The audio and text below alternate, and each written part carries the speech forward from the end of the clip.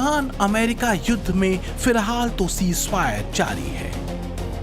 बमबारी और तबाही के निशान भले बचे हों, लेकिन ईरान पर हमले और ईरान के पड़ोसी देशों पर हमले रुके हुए हैं। सवाल है कब तक? क्या जिन शर्तों पर ट्रंप ईरान पर जंग को रोके जाने की बात कह रहे हैं, ईरान उन शर्तों को मान गया है? क्या ईरान न्यूक्लियर बम नहीं बनाएगा? क्या ईरान संशोधित न्यूक्लियर मटेरियल अमेरिका को सौंप देगा?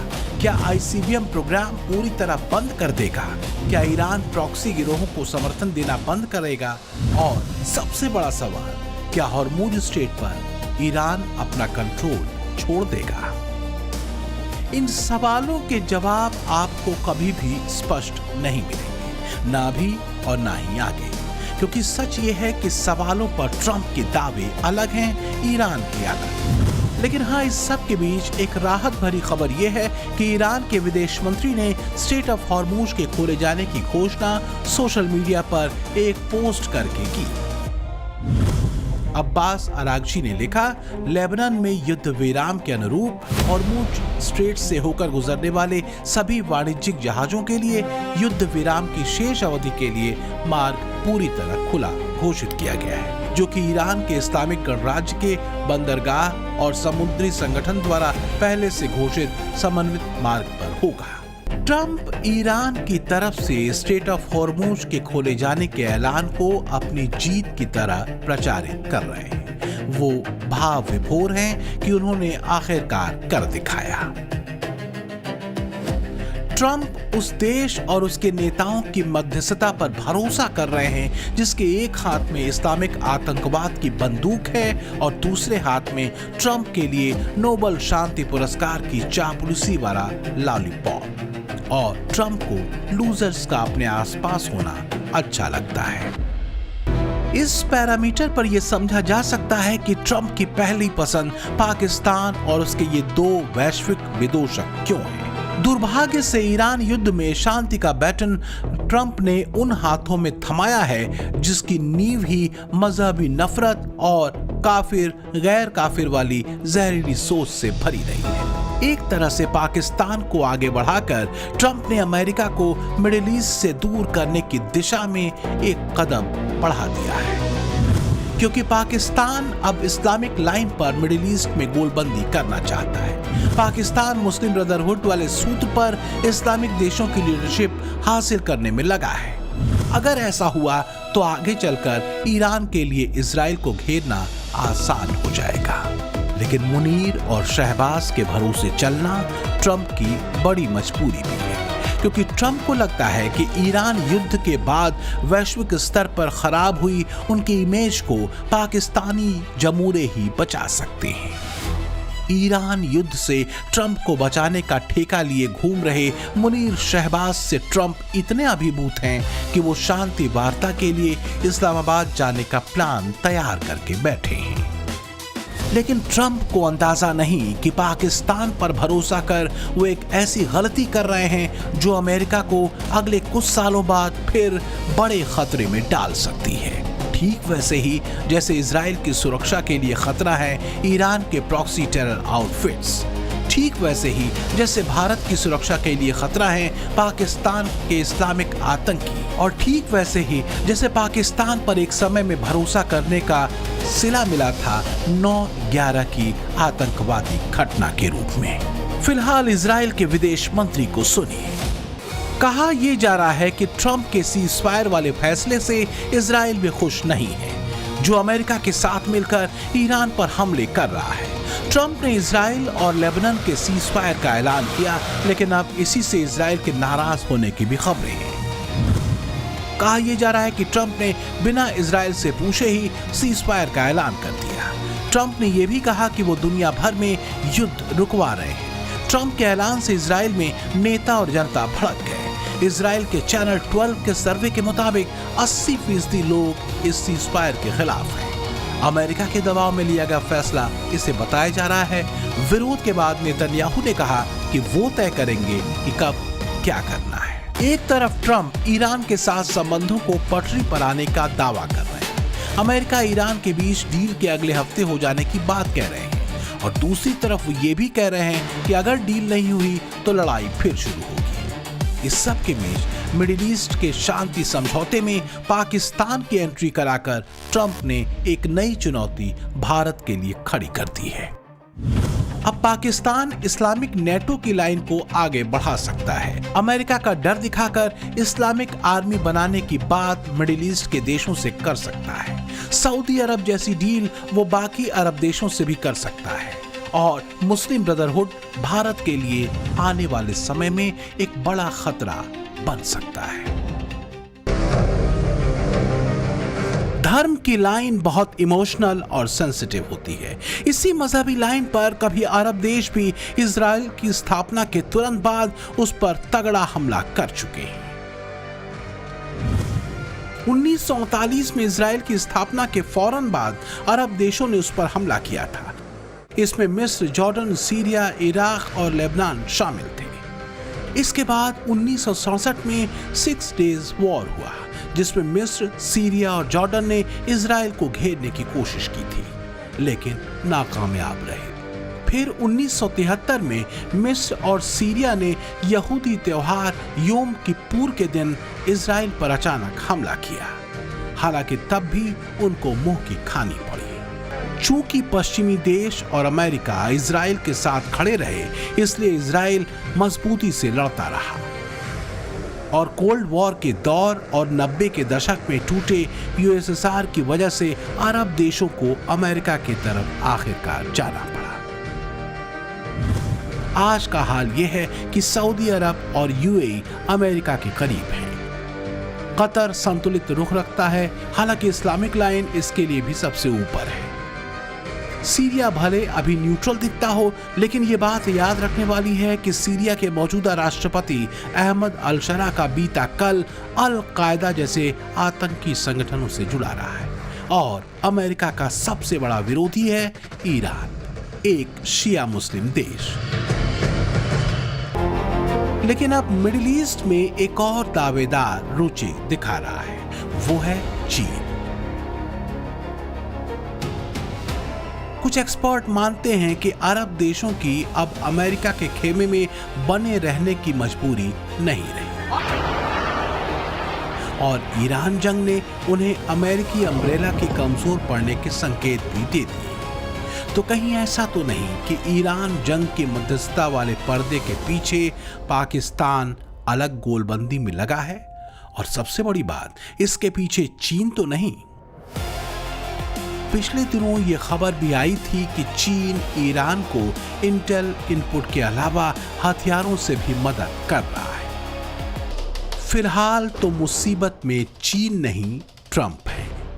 तो सवाल यह है कि ईरान जंग में मध्यस्थता वाले पैतरों के बीच पाकिस्तान किसी और चाल में तो नहीं लगा हुआ है। मुस्लिम ब्रदरहुड वाली गोलबंदी में भारत के लिए स्थितियां चुनौती भरी हो सकती हैं। पाकिस्तानी प्रधानमंत्री शहबाज शरीफ 15 से 18 अप्रैल के बीच सऊदी अरब, कतर और तुर्की के 4 दिवसीय दौरे पर हैं। इस यात्रा का मुख्य उद्देश्य ईरान अमेरिका तनाव के बीच मध्यस्थता, आर्थिक सहायता जुटाना और रक्षा सहयोग मजबूत करना था, जो पाकिस्तान के आर्थिक संकट के बीच बेहद अहम है। इधर ट्रंप इस बात से गदगद हैं कि पाकिस्तान ईरान जंग से उन्हें निकालने की पूरी कोशिश कर रहा है। ट्रंप प्रशासन पाकिस्तान का इसलिए भी एहसान मान रहा है क्योंकि ईरान जंग में नेटो देशों ने अमेरिका से किनारा कर लिया। तो ट्रंप को अपनी पिटी भद्द बचाने की आखिरी उम्मीद इस्लामाबाद ही दिख रहा है। ट्रंप को लग रहा है कि पाकिस्तान उनका काम कर रहा है, लेकिन मुनीर शहबाज अपने इस्लामिक नेटो वाले मिशन पर है। मतलब ये कि अमेरिका के खर्चे और ईरान की जंग में शांति का चूरन चटाकर मुनीर और शहबाज अपना हित साधने में जुटे हैं। पाकिस्तान, सऊदी अरब, मिस्र और तुर्की नया सैन्य गठबंधन बनाने की तैयारी में है। इन देशों की कोशिश इस्लामिक नेटो बनाकर मिडिल ईस्ट में अपना दबदबा बनाने की है। इसमें शामिल देश तुर्की में सैन्य गठबंधन को लेकर तीसरी बैठक करने वाले हैं। विशेषज्ञों का मानना है कि अगर ये मंच सफल होता है तो मध्य पूर्व में ये पश्चिमी देशों के हस्तक्षेप के बजाय क्षेत्रीय रूप से संचालित सुरक्षा व्यवस्था की ओर एक बड़े बदलाव का संकेत हो सकता है। एक्सपर्ट मानते हैं कि इसके दो नतीजे हो सकते हैं। पहला, इजराइल के सैन्य वर्चस्व को चुनौती देना, और दूसरा, क्षेत्रीय स्तर पर अवांछित गुट राजनीति को बढ़ावा देना, खास तौर से जीसीसी और अरब लीग के भीतर। दावा यह भी किया जाता रहा है कि एर्दोगन मजबूरी में एक अमेरिकी कैंप में पड़े हैं। वास्तव में उनका सपना इस्लामिक देशों का खलीफा बनने का है। ईरान युद्ध और कमजोर हो चुके नेटो के बाद वो अमेरिका को धोखा देते हुए चीन कैंप की ओर शिफ्ट कर सकते हैं। पिछले दिनों कुछ ऐसी ही बात पाकिस्तानी जर्नलिस्ट ने भी कही थी। वैसे भी तुर्की और पाकिस्तान भले अभी अमेरिका के साथ हों, लेकिन इस्लामिक लकीर पर दोनों ही देश इजराइल से बेइंतहा नफरत करते रहे। पिछले दिनों एर्दोगन ने लेबनान में हमले न रोकने की सूरत में इजराइल पर हमले की धमकी तक दे डाली थी। एर्दोगन ने नेतन्याहू को कसाई तक कहा था। लेकिन मानवता की बात करते इसी शख्स की बोलती तब बंद हो गई थी जब हमास के आतंकियों ने इजराइल में बर्बर तरीके से यहूदी बच्चों, महिलाओं और पुरुषों की हत्याएं की थी, क्योंकि एर्दोगन और मुनीर जैसों की इस्लामिक लाइन पर आतंकी हमले दरअसल न्याय की लड़ाई है। पाकिस्तान और तुर्की की धर्म की लाइन पर यही नफरत भारत के लिए भी है। I also carry with me the deepest condolences of the people of India for every life lost and for every family whose world was shattered in the barbaric terrorist attack by Hamas on October 7. We feel your pain. We share your grief. India stands with Israel firmly, with full conviction in this moment and beyond.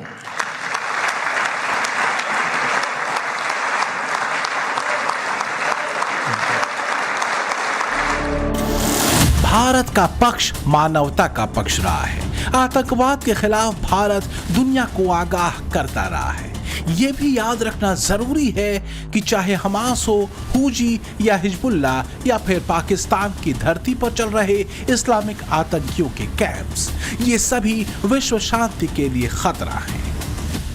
PM Modi और भारत का यही approach Pakistan और तुर्की जैसे आतंकवाद को tool की तरह इस्तेमाल करने वाले देशों को खटकता है। जो चिंताएं ईरान के न्यूक्लियर पावर बनने को लेकर इजराइल या अमेरिका की रही हैं, वही चिंताएं भारत की पाकिस्तान जैसे आतंकी देशों को लेकर रही हैं, क्योंकि डर न्यूक्लियर हथियारों के आतंकियों के हाथों में चले जाने का है। दो नोटोरियस और कट्टरपंथी सनक वाले मुल्कों के हाथ में न्यूक्लियर बम का जाना मानवता के लिए बड़ा खतरा हो सकता है। कट्टरपंथ की ये केमिस्ट्री वैश्विक शांति के लिए इसलिए अलार्मिंग है क्योंकि पाकिस्तान और एर्दोगन दोनों की फितरत एक सी है। दोनों ही इस्लामिक कट्टरपंथ की सनक में हैं। दोनों ही इस्लामिक आतंकियों और उनके गुटों को सपोर्ट करते रहे हैं। दोनों ही एक बात पर सहमत हैं कि इस्लामिक जगत की एक लीडरशिप होनी चाहिए। दोनों ही दुनिया को कट्टरपंथी इस्लामिक राज के झंडे तले लाना चाहते हैं। दोनों का मकसद वैश्विक शक्ति बनना है और इस्लामिक बम के जरिए शांति पसंद दुनिया को धमकाना है। भारत और इजराइल पूरी तरह से स्पष्ट है कि आतंकवाद का दुनिया में कोई स्थान नहीं है। किसी भी रूप में, किसी भी अभिव्यक्ति में आतंकवाद को स्वीकार नहीं किया जा सकता। भारत आतंकवाद का भुक्तभोगी रहा है। पिछले साल पहलगाम में पाकिस्तान से आए आतंकियों ने जिस तरह धर्म पूछकर भारतीयों की हत्याएं की थीं, उसकी निंदा पूरी दुनिया ने की। पाकिस्तान को न भूलने वाला जवाब भी भारतीय सेना ने ऑपरेशन सिंदूर में दिया। भारत ने चेतावनी भी दी कि अगर फिर हमला होता है तो इसे एक्ट ऑफ वॉर माना जाएगा और पाकिस्तान को मुंहतोड़ जवाब मिलेगा।